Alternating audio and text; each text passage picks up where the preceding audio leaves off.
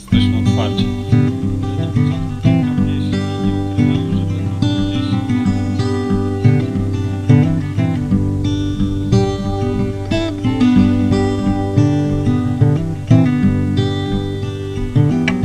Dziś obchodzimy 18 urodziny naszej działalności. Dokładnie zostaliśmy zarejestrowani w KRS dnia 23 maja 2006 roku.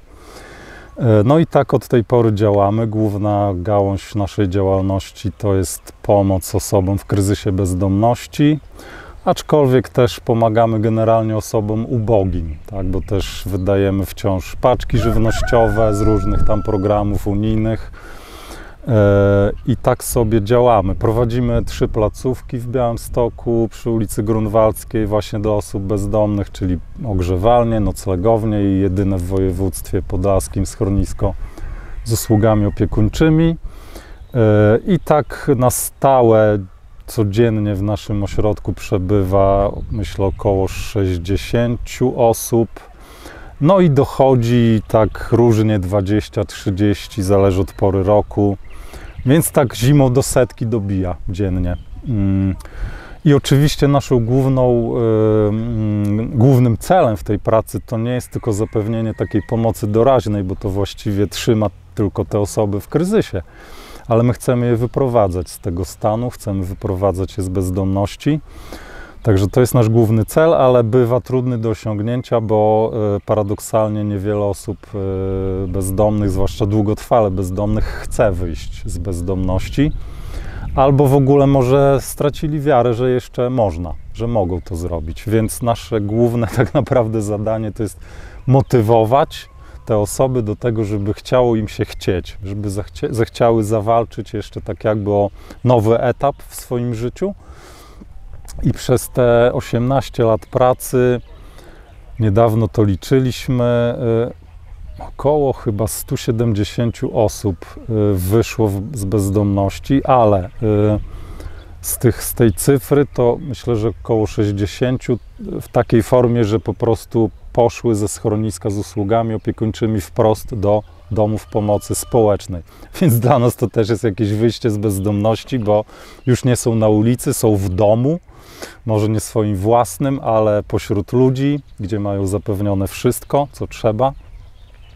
Natomiast reszta osób, poza tymi, które poszły do DPS-ów, to są ludzie, którzy rzeczywiście przeszli na mieszkania socjalne, czy komunalne, czy nasze treningowe i tam z różnym powodzeniem mieszkają, tak? Bo kilka przypadków było takich, które nie powiodło się, czyli oni wracali na przykład z powrotem do nas, albo gdzieś do innych placówek dla osób bezdomnych. A w bardzo ekstremalnych sytuacjach mieliśmy chyba 2-3 takie sytuacje w ciągu tych 18 lat. Po prostu umierali na skutek zapicia na tych mieszkaniach. Ale swoje obawy, swoje troski złóżcie na Pana. Nasze kucharki. Tam jest ognisko, gdzie można sobie upiec kiełbaskę. Tam też się robi jajecznica z naszych jajeczek, więc można się nią częstować. Oczywiście pewnie trzeba nawet. Dlaczego to robię? To jest dlatego, że ja też kiedyś byłam w potrzebie i ktoś mi pomógł. Dlatego, że wiem, że tutaj pogoń za materialnymi rzeczami nie ma sensu. Natomiast to, że pomagamy komuś i widzimy tą wartość, tą radość w tych oczach człowieka, to jest chyba nieocenione. I żeby właśnie zobaczyć to, jak oni się uśmiechają.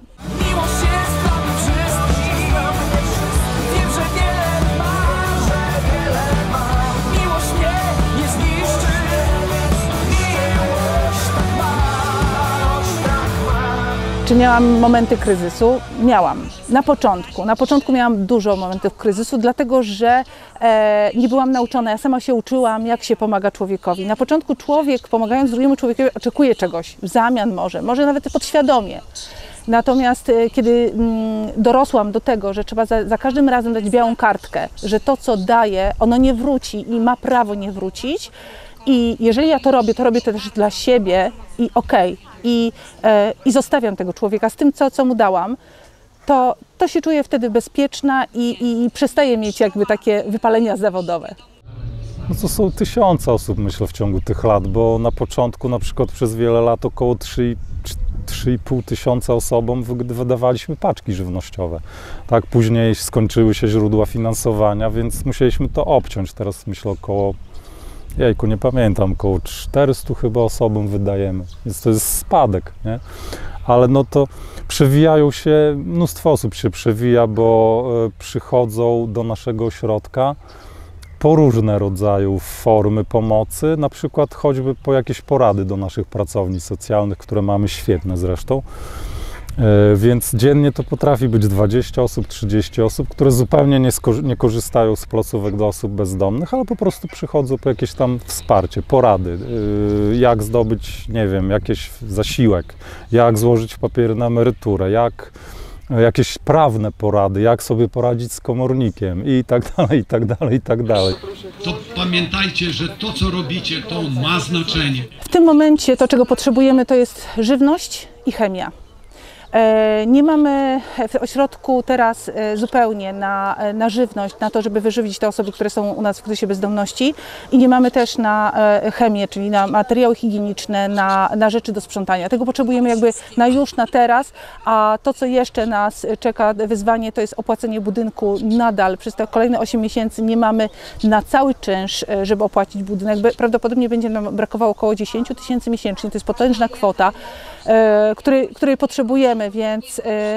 Więc mówimy do swoich przyjaciół, do swoich znajomych, jeżeli chcecie nam pomóc, to żywność, chemia, no i niestety pieniążki.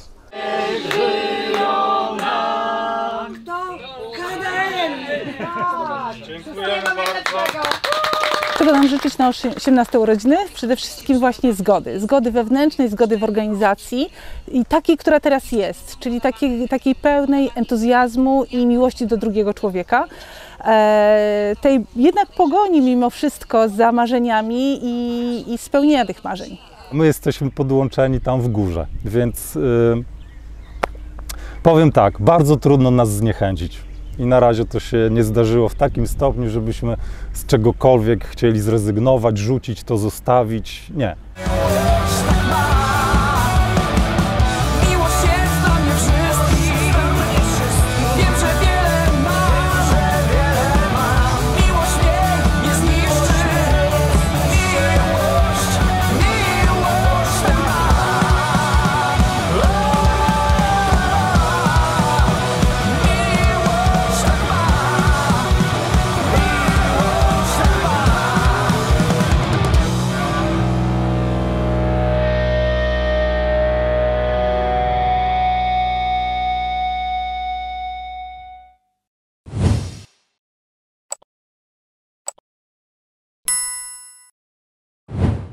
Aktualne wiadomości z pogranicza polsko-białoruskiego, reportaże i rozmowy znajdziesz na stronie czabanrobiraban.pl. Powstała dzięki wsparciu programu grantowego Media Lokalne na rzecz Demokracji Journalism Fund Europe.